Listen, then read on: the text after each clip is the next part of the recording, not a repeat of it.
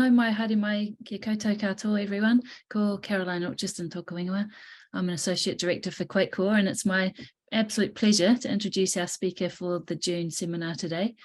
Before I do that, I'd just like to check in around the Q&A that we'll be doing later. So keep your mics muted for now. When we get to the Q&A, feel free to unmute. You can put your questions into the chat anytime. We'll address those later. And if you do want to ask a question during the Q&A, just feel free to raise your hand and just to let me know. So Alice Lake-Hammond, it's an absolute pleasure to introduce Alice today. Alice is the program manager for AF8. She's been involved with AF8 since 2018 when she returned from many years overseas, working in numerous very interesting roles across Europe and Asia. Alice holds 2 master's degrees, the last of which was from RMIT in Melbourne, which was the Master of Disaster Design and Development. An incredible, very useful skill set. So Alice has design and communication expertise. She excels at human-centered design approaches that really enable knowledge exchange and stimulate action. So when she joined AF8, she joined at a time which was incredibly important for us, where we were transitioning from the first 2 years of work socing our safer framework for response after the first 7 days of the Alpine Fault earthquake. Into really needing to embed that to socialize the framework and to do an incredible amount of outreach, which has been ongoing since then. So Alice's skills completely matched the task at hand. She's poured incredible energy and time into the role, and her reputation has really built so much over the years. She's now widely known as a connector, working across civil defence and all of the partners with huge success. So her work ethic has seen us, build AF8 into now an established national thing where which is a critical mechanism for improving New Zealand's readiness and response. Sorry, I mumbled through that a bit. Alice, it's probably time for you to take over. Thank you so much, and we look forward to hearing your presentation. Well, kia ora, thanks Caroline, and thank you all for your time this morning. Great to see so many of you online, and you'll probably recognise some of the pictures, particularly Conrad. I've got a few of your while I bring up my slides, a few of your shake map files in here as well. So I can't see you while I am sharing, but I will just rely on someone to shout out if something's not going very well. So yeah, as Caroline said, I am the AF8 Program Manager. I've been in the role for just coming almost 5 years now. Yeah, we're just coming to the end of year 7, and I started 2 years in. As Caroline said, I completed the Master of Disaster over at RMIT in Melbourne, which kind of led me back here after being overseas for a time. And yeah, it's been a real privilege and a pleasure really to be enabled in this role to support both the science and research aspect, but also the practical application of that throughout the AF8 program. Where does that sit within QuakeCoRE? So probably quite obvious, the regional network areas. This coordinating mechanism through the QuakeCoRE research program is, a really key part of how we connect in through the AF8 program, and just really grateful for that on behalf of everybody involved in AF8, to our QuakeCoRE friends. But it's not really limited just to that. We do draw on a huge amount of the sort of science and research that happens across the board throughout QuakeCoRE, and feel very lucky to be part of the wider whānau in that respect. So why do we have AF8? And when I say AF8, generally I'm meaning the program, not the hazard. Throughout this presentation, it can be a bit confusing.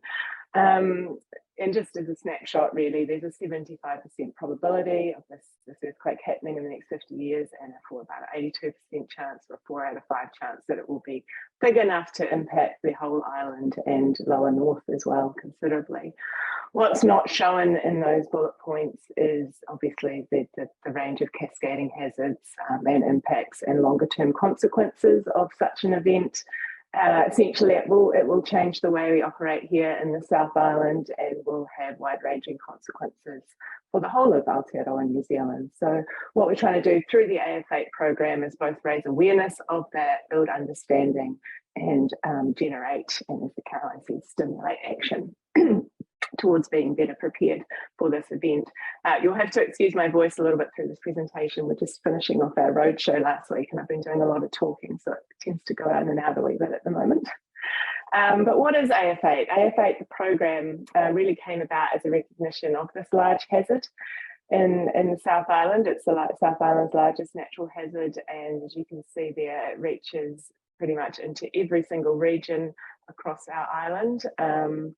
And it's a recognition across those 6 South Island emergency management groups listed there on the map that this is not an event that each one will be tackling individually or responding to individually on their own. It really does require a collective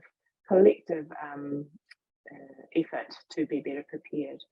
So we're hugely lucky and hugely grateful for the amount of scientific research and modelling that is available to us through partners like QuakeCoRE and the wider science and research sector across New Zealand to help us understand what this event could be like. We haven't experienced one before in our living memory here in New Zealand. And so what we do need is to really combine all our knowledge from both our science sector, but also our emergency management experience here in the South Island to understand what it will be like and what we can do for it. This really comes together in a coordinated response planning approach and also in a huge amount of community engagement we do around the island and across online as well, trying to get the information out there and build some hazard risk literacy to enable action. Whilst this will be a national event, our program is focused on what the impacts will be for the people living in the South Island.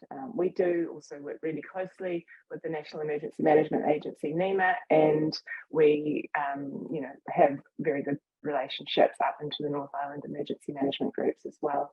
But when we're talking about the AF8 program, the scope of our program is still the South Island. And like I said before, it's really about bringing everything together in one place and providing a mechanism for that sort of co-creation or co-design of knowledge across research, policy and practice. None of these elements, they're equally weighted. None is more important than the other in this process of trying to be better prepared for this event. And it's really when we start to blend particular pieces of knowledge and experience together that we actually make really good progress in how we can be better prepared for this event. So this diagram you're looking at here is one way of trying to capture that. It's probably, and certainly is, a lot more complex than that. But AF8 is the foundation, or the program is the foundation or the platform that brings together these various parts of our interdisciplinary experience and expertise to help us be better prepared for it. It is a complex thing to try and understand. One of the best ways we've found, particularly drawing back on the literature and research and understandings from our science partners, is AF8 is probably best understood as a boundary organisation, and it's really enabled us to take this interdisciplinary approach to our activities by adapting and applying those principles of co-design and storytelling as well, which is a really good way to help generate new knowledge across boundaries, across silos, and that's a really core part of the program. And as we were talking about before, we've been around since 2016, and it's really designed to work across those traditional silos of policy, practice, and research, to address this common objective. And really from the outset in the AF8 program, it's really been about building those relationships, increasing collaboration, and with that comes an increased ability to engage in two-way exchange for knowledge and also generate new ways of, addressing the hazard that we're facing when it comes to a large-scale Alpine Fault earthquake here in the South Island. And if we locate that sort of in policy or the practical space, I think probably the collective impact approach that's outlined in the National Disaster Resilience Strategy kind of ticks all the boxes, or AF8 ticks a lot of the boxes in that area, and you can see by that diagram, if we all have common goals and address them in different ways, there's a lot of dot joining to be done after the fact. If we have a collective impact approach, we actually stay more aligned with the common goals and are actually able to make much stronger, much more, efficient and effective progress towards those goals. So AF8 has a common agenda. We have shared measurement as well. So we run our own sort of surveys and follow-ups and trying to understand and get feedback. AF8, the program, doesn't operate without really strong, robust feedback to be able to inform our program. And these mutually reinforcing activities, we tick that box in terms of AF8 isn't here to add extra work to other people's loads. It's really here to add value to the work that needs to be done and create a space for that to happen in a coordinated and collective and collaborative way. A huge amount of continuous communication, both externally in terms of our engagement and community work, but also with external stakeholders and the wider emergency management sector, as well as the wider research sector. And again, AF8 is really that backbone organisational platform that enables this to happen across all those different areas. And that's all well and good, but how does this actually happen? It's probably not easy to explain in any, well, even an hour-long presentation. I'm not sure I could do it justice, but one of the ways, I guess, 3 principles that we apply throughout AF8 to be able to do this work, quite conveniently all start with the letter A, so I'll share those with you now. It's really about making the science and research and the knowledge accessible. It's about making it applicable, and it's also about making it actionable. And what I mean by that is, when we're talking about accessibility, it's about making the science or the research accessible through multiple mechanisms and channels to really enable informed decision making across a wide audience, because we are talking about a wide audience when we're talking about a very large scale Alpine Fault earthquake, right from community level at a local level, through to local government, through to partner agencies, through to the private sector, up into central government as well. So we're trying to enable informed decision making and give access to information that can help all those different stakeholder groups, and more than that as well. That list is quite a long one, to enable that informed decision making across that huge audience. So one way to think about this, and one way I think about it, is if you have a room that has every single piece of information you could ever possibly need to answer all your possible questions, and it's really well organized and really well filed, and it's great, it's perfect, and it's all there just where you need it. If you only have one door and one shape of door that goes into that room, then you're only going to get a limited amount of people, and also a certain kind of person that's going to walk through a certain kind of door. And so our AF8 room has multiple doors, and we go out of our way to try and give multiple access points to all the kinds of information that would be useful to people to make informed decision making, to be better prepared for this potential risk of an Alpine Fault quake. In terms of applicability, AF8's role there is really around helping translate the science or the research information to ensure it is relevant to specific audiences. So rather than just the accessibility to wide audiences, this is kind of about making the doors the right shape and size, if you like, so that the right people can get in there and they can understand the relevance to this information in their context, because that's really where it starts to become actionable. And so AF8's role here is about supporting this knowledge exchange between research and practice to enable informed actions to be taken. And one way to think about that is it's not just about the research providing actionable information for practitioners or policymakers to take action. It's also about practitioners and policy people feeding back to the science research sector and saying, this is what we need to be able to make these informed actions or take these informed decisions, essentially. So it's really about that two-way exchange, which enables action to be taken. And action can be just building connections, it can be building our networks, but it also can be more tangible than that in terms of response planning and resilience actions that can be taken. So there's one way of just sort of thinking about it, or summarising AF8's role in terms of how we approach, or the principles that sort of underpin what we do. There we go. And this is an attempt to fit in, a summary of the last 7 years of work into one slide. I'm going to talk through some of these things in more detail, but up in the top left corner along the top, you can see the initial planning workshops that were taken to develop the AF8 hazard scenario with our science partners and emergency management managers, led by Caroline.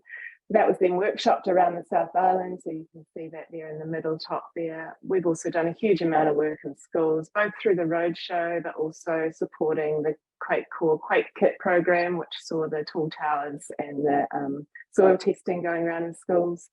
And down in that bottom corner, you can see the exercising we've also supported and undertaken, sort of bringing that science into a really practical space to plan and prepare for this event in the emergency management space. The animation you're watching click by there is actually one that Beck made for us. And it was around developing the sort of risk literacy online around the different terminologies that we use in the science space to understand earthquakes, and helping the general public and agencies and anyone else understand those terms and what they actually mean, rather than just being a scientific term. Because when we have literacy around risk, we actually are able to take more action and we're able to access the information a bit easier as well. So now we are sort of just about to enter our second year of our current program strategy. The vision is around making the hazard risk aware, giving awareness to all of Aotearoa New Zealand to enable action to be taken. Our mission is really focused on the South Island, and it's really focused on that readiness and response capability for the next Alpine Fault earthquake. And we do this across 3 areas, which I'm going to use to signpost the rest of this presentation. So I'll give you a few examples from each one. And then we will finish up with some feedback from our stakeholders and finish up with questions. So raising awareness, we've really been doing this, as Caroline implied at the start, since I came on board. It's probably my happy space, getting out there and communicating with people and helping people understand complex information that has a high relevance to them, but isn't necessarily highly accessible to them. And so the roadshow, which we've just wrapped up our 3rd tour of, is around taking this knowledge into a local context where it is most relevant to that community and enabling conversations. So when we run a public talk, we might talk for an hour. That will include both science and emergency managers talking, and then we might have an hour and a half of Q&A. We tend to let those run as long as possible. The audiences we have range from 200 to about 30 or 40, depending on the communities we're in.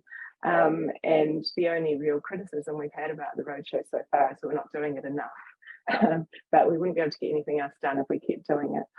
So we do also go to schools as well as part of this, and this is sort of trying to align a lot of this science and research with the curriculum and build intergenerational knowledge and also intergenerational conversations in the home. So when we go to a really small community, such as Lake-Hammond we went to recently, we had 70 people in our audience of a town of 200 for the public talk. And at least an hour of Q&A at the end of that. We also taught 30 kids at the school. So that's about 50% of that local community have all been involved in the same conversation, have access to the same information all at the same time, which then enables that community to talk about it together as well. So this is why we do both the schools and the public talks. Online resources have continued to build over time. We have a website, we have social media, we put out blogs, we have newsletters. We work with media partners, so that's the fault lines piece that came out from North and South last year. We developed story maps throughout GIS, and we held live panels, which is the top corner there. So that's our A Lot on Our Plates campaign that we run with East Coast Lab, where we crowdsource questions from our audience to and then post them to our science leaders to a lot on a live stream, so that we can really, I guess, meet the information needs of the public rather than just decide what we should tell them.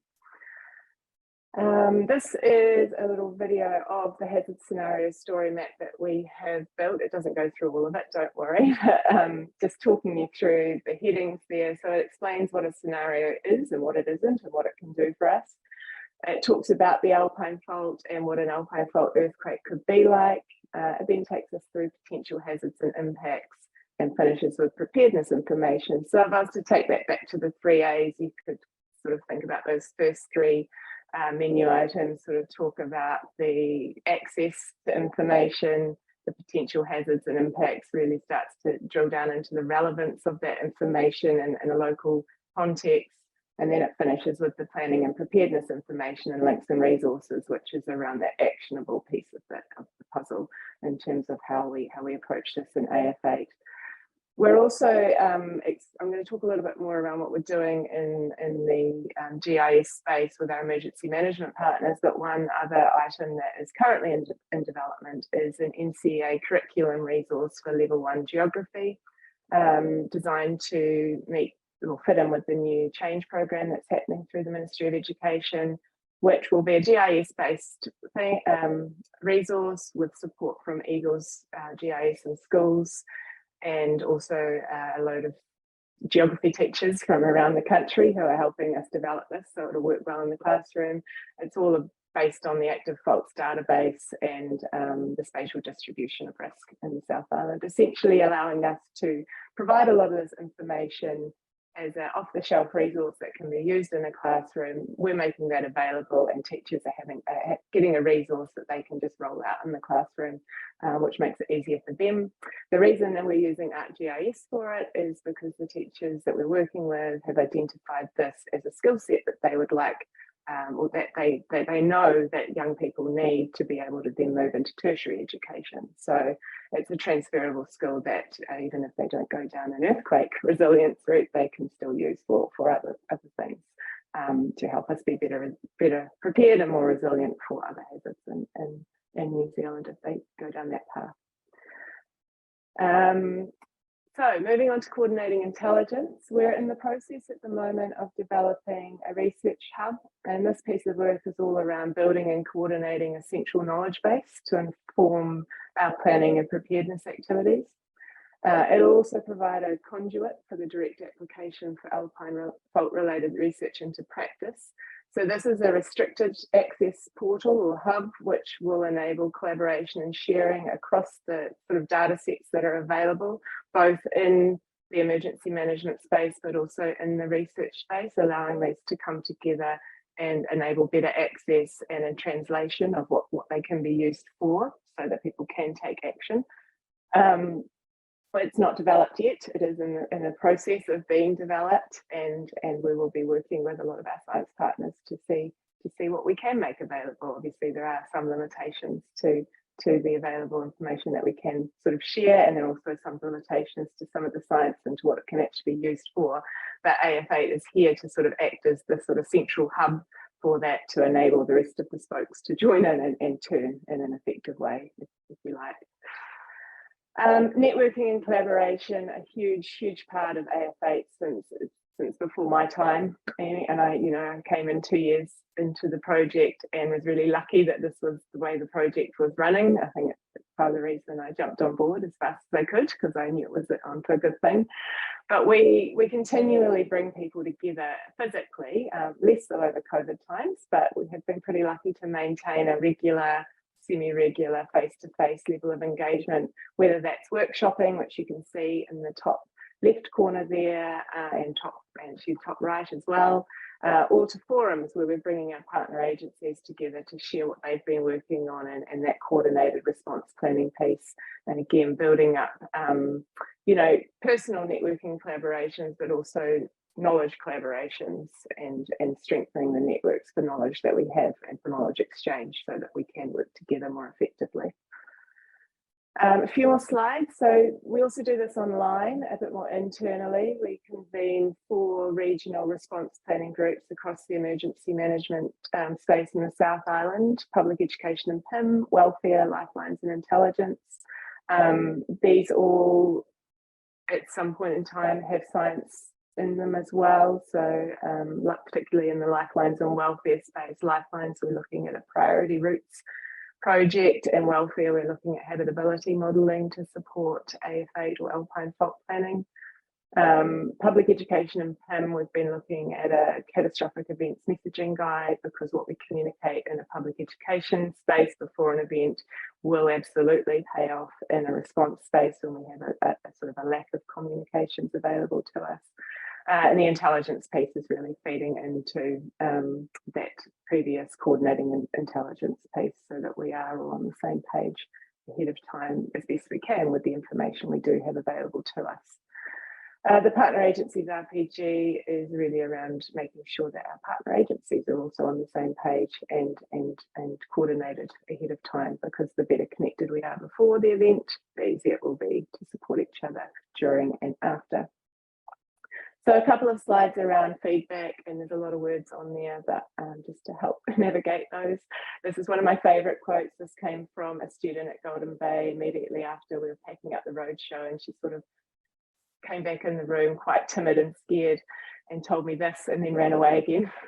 But it was such a sweet comment, and I thought, you know, it's if this is one person just saying that now that they understand earthquakes a little bit better, that they feel a bit better about them, then I know that that's actually happening for other people too. And if we can relieve some of the trauma, or take away some of the trauma or the scariness of being prepared for earthquakes, then we can actually enable people to take action to be better prepared as well.